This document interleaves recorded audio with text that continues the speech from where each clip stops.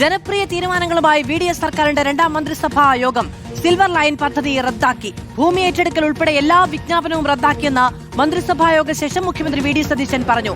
കേരളയിൽ സമരത്തിനെതിരായ പ്രതിഷേധങ്ങളിലെടുത്ത് കേസുകളും പിൻവലിക്കും.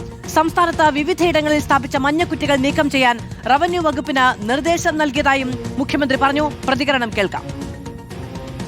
Thiruvananthapuram Kasaragod silver line പദ്ധതി റദ്ദ് ചെയ്ത് ഉത്തരവ് പുറപ്പെടുവിക്കാനുള്ള തീരുമാനം. പ്രസ്തുത പദ്ധതിക്കായി ഭൂമി ഏറ്റെടുക്കുന്നതുമായി ബന്ധപ്പെട്ട് പുറപ്പെടുവിച്ചിട്ടുള്ള എല്ലാ വിജ്ഞാപനങ്ങളും റദ്ദ് ചെയ്യാൻ തീരുമാനിച്ചു. ഡീനോട്ടിഫിക്കേഷൻ. സിൽവർ ലൈൻ സമരവുമായി ബന്ധപ്പെട്ട വിവിധ കോടതികളിലും പോലീസ് സ്റ്റേഷനുകളിലും ഒക്കെ നിലനിൽക്കുന്ന കേസുകൾ അത് ആഭ്യന്തര വകുപ്പ് അത് പരിശോധിച്ച് ആ കേസുകൾ പിൻവലിക്കാൻ വേണ്ടിയിട്ടുള്ള കേസുകളുടെ സ്വഭാവം അനുസരിച്ച് അത് പിൻവലിക്കാൻ വേണ്ടിയിട്ടുള്ള ശുപാർശകൾ കോടതിയാണ് അത് അനുമതി നൽകേണ്ടത്.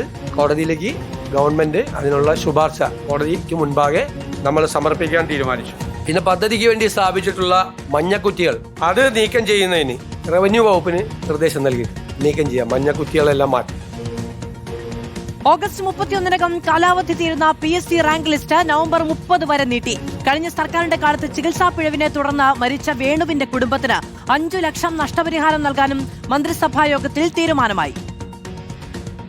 PSCയുമായി ബന്ധപ്പെട്ട ലിസ്റ്റുകൾ റാങ്ക് ലിസ്റ്റുകളുടെ കാലാവധി ഇപ്പോൾ അവസാനിക്കുന്നതും 2026 ഓഗസ്റ്റ് 31-നകം കാലാവധി അവസാനിപ്പിക്കുന്നതുമായ എല്ലാ റാങ്ക് പട്ടികകളുടെയും കാലാവധി നവംബർ 30 വരെ ദീർഘിപ്പിക്കുന്നതിന് PSCക്ക് ശുപാർശ ചെയ്യാൻ തീരുമാനിച്ചു. ചെറുപ്പക്കാരുടെ ഉദ്യോഗാർത്ഥികളുടെ വികാരം മാനിച്ചുകൊണ്ടാണ് ഇങ്ങനൊരു തീരുമാനം സർക്കാർ എടുത്തിട്ടുള്ളത്. വളരെ പ്രധാനപ്പെട്ട സുപ്രധാനമായ ഒരു തീരുമാനമാണ്. ജൂൺ 1 മുതൽ 100 ദിന കർമ്മ പരിപാടികൾ നടപ്പിലാക്കും. പ്രകടന പത്രികയിലെ വാഗ്ദാനങ്ങൾ നടപ്പിലാക്കാൻ വകുപ്പുകൾക്ക് നിർദ്ദേശവും നൽകി. ഈ സർക്കാരിന്റെ കാലാവധി അവസാനിക്കുന്നതിന് മുമ്പ് തന്നെ മാനിഫെസ്റ്റോയിൽ ജനങ്ങളോട് നൽകിയിരിക്കുന്ന വാഗ്ദാനങ്ങൾ മുഴുവൻ പാലിക്കുന്നതിന് വേണ്ടിയിട്ടുള്ള നടപടികൾ ഇപ്പോൾ ആരംഭിക്കാൻ പറയും. മാത്രമല്ല ജൂൺ 1-ാം തീയതി മുതൽ 100 ദിവസക്കാലം ഏറ്റവും അത്യാവശ്യമായി ചെയ്തു തീർക്കേണ്ട കാര്യങ്ങൾ ചെയ്യാനുള്ളൊരു കർമ്മ പരിപാടി കൂടി വരും. 100 ദിവസത്തേക്ക് ജൂൺ 1-ാം തീയതി മുതലുള്ള 100 ദിവസത്തേക്ക് മാനിഫെസ്റ്റോ നടപ്പാക്കും. മാനിഫെസ്റ്റോ നടപ്പാക്കുന്നതിൻ്റെ ആദ്യ ഭാഗമായിട്ടാണ് അതിനകത്ത് 100 ദിവസം കൊണ്ട് തീർക്കാവുന്ന കർമ്മ പരിപാടികൾ കൂടി ആസൂത്രണം ചെയ്തിട്ടുള്ളത്. റോഷിപാൽ വിവരങ്ങളുമായി ചേരുകയാണ്. റോഷിപാൽ, ഇന്ന് മാധ്യമങ്ങളെ കാണുമ്പോൾ മുഖ്യമന്ത്രി പറഞ്ഞ കാര്യങ്ങളിൽ ഏറ്റവും പ്രധാനപ്പെട്ട ഒരു തീരുമാനം കേരളയിൽ സിൽവർ ലൈനുമായി ബന്ധപ്പെട്ടാണ്. ആ പദ്ധതി അവസാനിച്ചു എന്ന് തന്നെയാണ് മനസ്സിലാക്കേണ്ടത്. അതിൽ മഞ്ഞക്കുറ്റികളടക്കം പിഴുതു നീക്കാൻ റവന്യൂ വകുപ്പിന് നിർദ്ദേശം നൽകിയതായും അതുമായി ബന്ധപ്പെട്ട പ്രതിഷേധങ്ങളിൽ കേസിൽ പ്രതികളായ ആളുകൾക്കെതിരെയുള്ള കേസുകൾ പിൻവലിക്കുന്നതിൽ കോടതിയിൽ നിലപാട് അറിയിക്കാനും തീരുമാനമെടുത്തിരിക്കുന്നു എന്നതാണ് മനസ്സിലാക്കാൻ കഴിയുന്നത്. പകരം പദ്ധതിയെക്കുറിച്ച് കൂടി പറയുന്നുണ്ടോ? മധു, ഇത് UDFന്റെ ഒരു രാഷ്ട്രീയ തീരുമാനം കൂടിയാണ്. നമുക്കറിയാം, സിൽവർ ലൈൻ പദ്ധതിയുമായി സംസ്ഥാന സർക്കാർ അന്ന് LDF സർക്കാർ മുന്നോട്ട് പോകുമ്പോൾ അന്ന് പ്രതിരോധം തീർത്ത ജനങ്ങൾക്കൊപ്പം ജനകീയ സമിതികൾക്കൊപ്പം UDFും ഉണ്ടായിരുന്നു. അന്നു മുതൽ UDFന്റെ പ്രഖ്യാപനമായിരുന്നു അധികാരത്തിൽ UDF എത്തിക്കഴിഞ്ഞാൽ സിൽവർ ലൈൻ പദ്ധതി അവസാനിപ്പിക്കും, ഈ മഞ്ഞക്കുറ്റികൾ പിഴുതെറിയുമെന്നായിരുന്നു UDFന്റെ പ്രഖ്യാപനം. അത് തെരഞ്ഞെടുപ്പിൽ ചർച്ചയാവുകയും ചെയ്തിരുന്നു. അതിന്റെ തുടർച്ചയായിട്ടാണ് രണ്ടാം മന്ത്രിസഭാ യോഗത്തിൽ ഇങ്ങനെ ഒരു തീരുമാനമെടുത്തത്. അതേസമയം അതിവേഗ റെയിൽപാത UDFന്റെ മുന്നിലുണ്ട്, അങ്ങനെ ഒരു പദ്ധതി. പക്ഷെ അത് പാരിസ്ഥിതികമായി ഒരു ദോഷവുമില്ലാത്ത രീതിയിൽ, ആർക്കും ബുദ്ധിമുട്ടില്ലാത്ത രീതിയിലായിരിക്കും ആ പദ്ധതി നടപ്പിലാക്കുക. അത് സംബന്ധിച്ച പഠനങ്ങൾ നടക്കും. അത് എന്തായിരിക്കും, ഏത് തരത്തിലായിരിക്കും എന്നതിനെക്കുറിച്ച് കൂടുതൽ വിശദീകരിക്കാൻ ഏതായാലും മുഖ്യമന്ത്രി VD സതീശൻ തയ്യാറായിട്ടില്ല.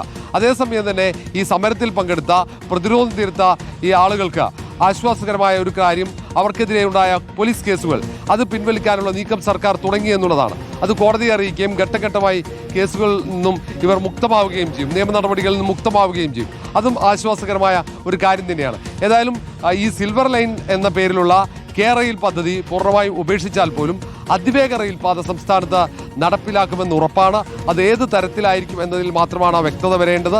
ഏതായാലും LDF സർക്കാരിന്റെ അവസാന ഘട്ടത്തിൽ RRT എന്ന രീതിയിൽ ഒരു അതിവേഗ റെയിൽപാത അവർ ആസൂത്രണം ചെയ്തതാണ്. ആ സമാനമായിട്ടാണോ ഇനി അതിവേഗ റെയിൽപാത വരുന്നത് എന്നൊക്കെ നമ്മൾ കാത്തിരുന്ന് തന്നെ കാണേണ്ടി വരും. റോഷിപാൽ, നമുക്ക് വേഗത്തിലുള്ള യാത്രയ്ക്ക് വേണ്ടിയുള്ള ഒരു സംവിധാനം വേണം എന്ന കാര്യത്തിൽ തർക്കമില്ല. അത് ഭൂമിയുടെ ദൗർലഭ്യമുള്ള മേഖലയാണ്, സംസ്ഥാനമാണ് എന്നത് ഒരു പ്രത്യേക പരിഗണനാ വിഷയമാണ്. ഒരു അതിവേഗ ഇടനാഴിയെക്കുറിച്ചുള്ള ചർച്ചകൾ കൂടി തുടങ്ങണം. അല്ലാതെ ഒരു പദ്ധതി പ്രഖ്യാപിക്കപ്പെട്ടു, അത് റദ്ദാക്കിയാൽ മാത്രം പോരാ. അതിന്റെ നടത്തിപ്പുമായി ബന്ധപ്പെട്ടാണ് വലിയ പ്രതിഷേധങ്ങൾ ഉയർന്നു വന്നത്. പദ്ധതിക്ക് അപ്പുറത്തേക്ക്. അപ്പോൾ സ്വാഭാവികമായും അടുത്ത സർക്കാരിന് മുന്നിൽ ആ കാര്യം കൂടി വേണ്ടതുണ്ട്. മാധവ്, അങ്ങനെ തന്നെയാണ്. കാരണം ഇതൊരു പ്രധാന പദ്ധതിയാണ്. അത് നടപ്പിലാക്കുന്നതുമായി ബന്ധപ്പെട്ട് ഉണ്ടായ തർക്കങ്ങളും പരാതികളുമാണ്. ആക്ഷേപങ്ങൾ ശ്രദ്ധിക്കാതെ പദ്ധതിയുമായി മുന്നോട്ട് സർക്കാർ പോയപ്പോഴാണ് ജനങ്ങൾ അവിടെ തെരുവിലിറങ്ങി പ്രതിഷേധിച്ചത്. ഈ കേരളയിലുമായി ബന്ധപ്പെട്ട അതിൻ്റെ അടയാളം രേഖപ്പെടുത്തുമ്പോൾ പോലും വലിയ സംഘർഷങ്ങൾ ഉണ്ടായതിൻ്റെ കാരണം അതാണ്. പക്ഷേ ഇനിയും ആ പദ്ധതി ആവശ്യമാണ്. നിലവിലെ സാഹചര്യത്തിൽ യാത്ര കേരളീയരെ സംബന്ധിച്ചിടത്തോളം വലിയ ബുദ്ധിമുട്ടായി മാറുന്നു. അതിവേഗത്തിൽ കാര്യങ്ങൾ മുന്നോട്ട് പോകേണ്ട ഒരു സാഹചര്യം കൂടിയുണ്ട്. അവിടെയാണ് അതിവേഗ റെയിൽപാതയുടെ പ്രസക്തി വർദ്ധിക്കുന്നത്. അപ്പോൾ അതുകൊണ്ട് തന്നെ UDF സർക്കാരും ആ അതിവേഗ റെയിൽപാതയെക്കുറിച്ച് ആലോചിക്കുന്നുണ്ട്. പക്ഷെ അതെങ്ങനെ നടപ്പിലാക്കും എന്നതാണ് ഏറ്റവും പ്രധാനപ്പെട്ട കാര്യം. അത് പൂർണ്ണമായും മേൽപ്പാലങ്ങളിലൂടെ എന്നതാണ് RRTയിലൂടെ LDF സർക്കാർ ലക്ഷ്യമിടുന്നത്. അതേ സമയത്ത് തന്നെ അതിൽ മറ്റൊരു പദ്ധതി കൂടി ശ്രീധരനും മുന്നോട്ട് വെച്ചിരുന്നു. അപ്പോൾ ഏത് പദ്ധതിയായിരിക്കും UDF സർക്കാർ തിരഞ്ഞെടുക്കുക? ഇനി ഈ രണ്ട് പദ്ധതിയല്ലാതെ പുതിയ നിർദ്ദേശമായിരിക്കുമോ വരിക എന്നൊക്കെ നമ്മൾ കാത്തിരുന്ന് കാണണം. എന്തായാലും അതിവേഗ റെയിൽവേ പദ്ധതി കേരളത്തിന് അനിവാര്യമാണെന്ന പൊതുവിലയിരുത്തലുണ്ട്. അതിനൊപ്പം തന്നെ UDF സർക്കാർ നിൽക്കുമെന്ന് നമുക്ക് പ്രതീക്ഷിക്കാം. കാരണം ഒരു പ്രധാന പദ്ധതിയാണ് ഇപ്പോൾ ഉപേക്ഷിച്ചതെങ്കിൽ പകരം വരുന്ന പദ്ധതി അത് പാരിസ്ഥിതികമായി ഒരു ആഘാതവും ഉണ്ടാക്കാത്ത തരത്തിൽ, ജനങ്ങൾക്ക് വലിയ ബുദ്ധിമുട്ടില്ലാത്ത തരത്തിലായിരിക്കും എന്ന് തന്നെയാണ് മുഖ്യമന്ത്രിയുടെ വാക്കുകളിലൂടെ നമുക്ക് മനസ്സിലാക്കാൻ കഴിയുന്നത്. ഏതായാലും പുതിയൊരു പദ്ധതി ഈ റെയിൽപാതയുമായി ബന്ധപ്പെട്ട്, അതിവേഗ റെയിൽപാതയുമായി ബന്ധപ്പെട്ട് ഉണ്ടാകുമെന്ന് ഉറപ്പാണ്. പക്ഷെ അത് സംബന്ധിച്ച് വലിയ പരിശോധനകളും പഠനങ്ങളും ഉണ്ടാകും. നേരത്തെ തന്നെ പ്രതിപക്ഷത്തിരിക്കുമ്പോൾ UDF ഇത് സംബന്ധിച്ച് പഠനം നടത്തിയിരുന്നു എന്നാണ് പറയുന്നത്. അന്ന് ആ സമയത്ത് CP ജോൺ അടക്കമുള്ള വലിയൊരു സംഘം UDF നേതാക്കൾ ഈ റെയിൽപാതയുമായി ബന്ധപ്പെട്ട ഒരു പഠനം നടത്തിയാണ് അവർ സിൽവർ ലൈൻ പദ്ധതി കേരളത്തിന് അനുയോജ്യമല്ലെന്ന ഒരു തീരുമാനമെടുത്ത് ആ പദ്ധതി എതിർക്കാനുള്ള അങ്ങനെ ഒരു തീരുമാനമെടുത്തത്. അതുകൊണ്ട് സ്വാഭാവികമായും ഇനി അതിവേഗ റെയിൽപാത ഏതെങ്കിലും തരത്തിൽ, പുതിയ തരത്തിൽ, ദോഷമല്ലാത്ത തരത്തിൽ നടപ്പിലാക്കുമെന്ന് പ്രതീക്ഷിക്കാം.